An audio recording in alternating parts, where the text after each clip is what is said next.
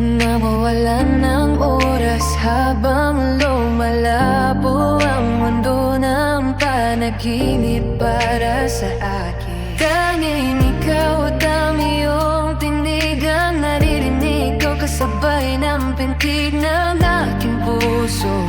Tayong dalawa ay nakakulong sa likod na